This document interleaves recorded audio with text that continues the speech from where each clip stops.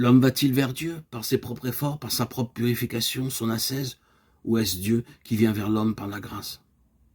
Deux questions, deux voies spirituelles. Les religions orientales, et notamment l'hindouisme, se reconnaissent davantage dans la première, alors que c'est à la seconde que les religions du livre, et particulièrement le christianisme, répondent positivement. Une réconciliation entre ces deux approches est-elle possible? Une réponse proposée à cette intégration fondamentale? L'ambiguïté, c'est ce qu'on met derrière le mot Dieu.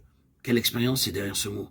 Si je dis en ce moment que je connais Dieu, je suis un menteur. Dieu est infiniment au-delà de ce que les mots peuvent dire. Il est l'inconnaissable, l'innommable, l'infini, le non-né, le non-créé. Mais si, en même temps, je dis que je ne connais pas Dieu, je suis aussi un menteur, parce qu'il est le souffle de mon souffle, la vie de ma vie. Sans lui, rien n'existe, et nous ne serions pas là, en train de vivre, de respirer, de penser. Donc, comment faire? On ne peut pas parler, on ne peut pas se taire. Nous sommes dans une expérience de non-dualité, alors j'ai recours à l'image. Le langage du poète, le langage de l'art est peut-être un des langages avec lequel on pourrait oser parler de Dieu.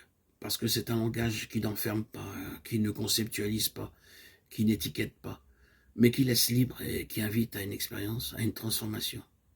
L'image qui me vient, c'est celle de quelqu'un qui creuse vers une source qui monte. Il ne suffit pas de parler de la source, il ne suffit pas de parler de l'eau, il faut creuser son puits. Aller vers l'eau vive qui est au fond. Mais en même temps, l'eau vive monte. Ce n'est pas le fait de creuser qui va faire naître l'eau vive, mais c'est le fait de creuser qui va nous permettre de rencontrer l'eau vive qui monte. Il y a une démarche de l'homme, une quête vers la profondeur. Mais il s'agit de reconnaître que ce n'est pas le fait de creuser, ce ne sont pas nos pioches qui vont créer l'eau. De même que ce n'est pas le réveil matin qui va faire se lever le jour. Il nous faut pourtant prendre conscience que le jour est là. Il s'agit de se réveiller, de creuser, d'aller vers la source, et de savoir que cette source n'est pas notre propriété. Elle monte, elle nous est donnée. Là, c'est le mot grâce qui vient.